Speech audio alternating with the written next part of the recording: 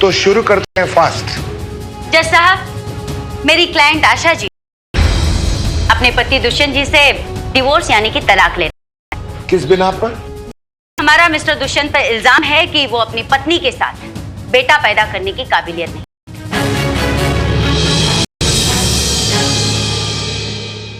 Objection milord. किस बात पर? मिलॉर्ड, हमारी प्रथा है कि अगर पत्नी पैदा ना कर सके तो पति उसे छोड़कर दूसरी शादी कर सकता है, लेकिन आशा जी तो उल्टी गंगा बहाने पे तुली हुई है। ये प्रथा नहीं बल्कि हमारे समाज के मर्दों की असत्य कथा है, और दोषी को कोई हक नहीं बनता कि निर्दोष पर इल्जाम लगाए। ऑब्जेक्शन मिलॉर्ड, ये हमारे संस्कारों के विरुद्ध। मिस्टर दुष्यंत, इस इल्जाम के बारे में आपको क्या कहना है? मैं कहता हूं जज साहब, गिल्टी। अरे भाई, तो नॉट गिल्टी ही बोलेंगे, लेकिन बेटा दुष्यंत को पैदा करना है, इनकी क्या राय है? जज साहब, हम इस इल्जाम को नकारते हैं। किस बिना पर? देखिए जज साहब, किसी भी औरत को अपने पति पर उंगली उठाने का कोई हक नहीं है, वरना पतिव्रता जैसे आदर्श का क्या होगा? मिस्टर दुष्यंत, जिस समाज में पत्नीव्रता जैसा कोई तथ्य ना हो, वहां पर जज साहब पतिव्रता के लिए भी कोई जगह नहीं होनी चाहिए। Objection milord. मिलॉर्ड, ये एकदम मनगढ़ंत और बेबुनियाद बात है। जज साहब, बेटा पैदा करना पत्नी का फर्ज है। जज साहब, मैं इस अदालत में ये साबित करके दिखा सकती हूँ कि बेटा पैदा करना केवल पुरुष पर निर्भर करता है, ना कि महिला पर। मैं डॉक्टर साहब को कटघरे में बुलाने की इजाजत चाहती हूँ। बुलाइए। नमस्ते जज साहब। नमस्ते। आज जरा फास्ट। डॉक्टर साहब, सबसे पहले तो आप अदालत को ये बताइए कि लड़का और लड़की के पैदा होने में क्या फर्क होता है और क्यों? इंसानों में दो तरह के क्रोमोसोम की जोड़ी होते हैं, एक्स और वाई। औरतों में ये जोड़ी सिर्फ एक होती है, एक्स एक्स, लेकिन मर्दों में दोनों एक्स और वाई मौजूद होते हैं। इन्हीं के लेन देन से बेटा और बेटी का फर्क होता है। अगर गर्भ की शुरुआत में अगर मर्द का एक्स क्रोमोसोम औरत के शरीर में प्रवेश कर गया तो यह औरत के एक्स क्रोमोसोम से मिलकर जोड़ी बनाता है एक्स एक्स की, यानी कि मादा, यानी कि अब लड़की पैदा होगी।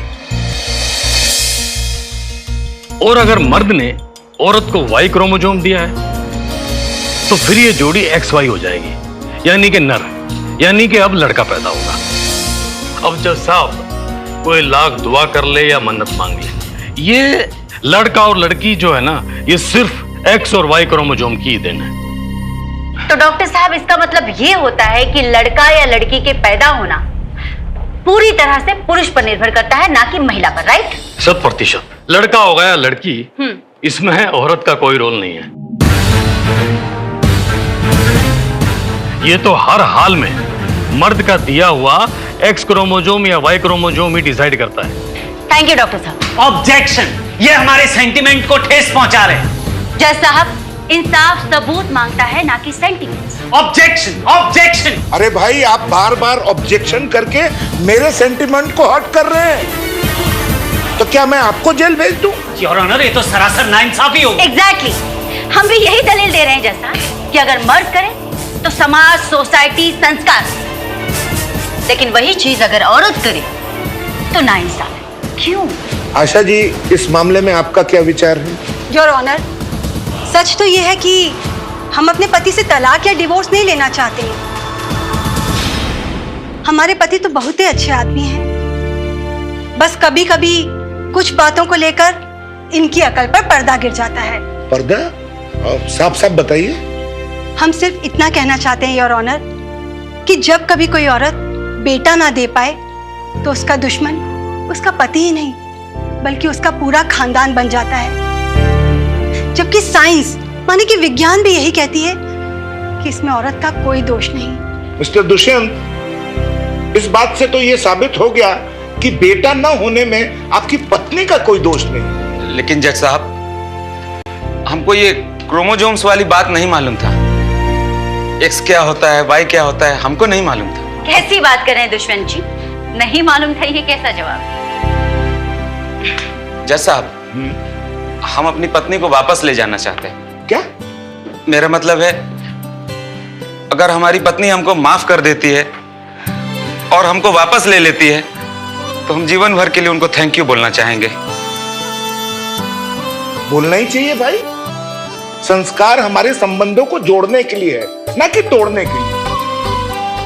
जो संस्कार संबंध तोड़े वो संस्कार संस्कार नहीं है, ये एक वहम है, एक पुराना विचार। जी भाई आज इस केस ने दो डाइवोर्स होने से बचा लिया। दो डिवोर्स?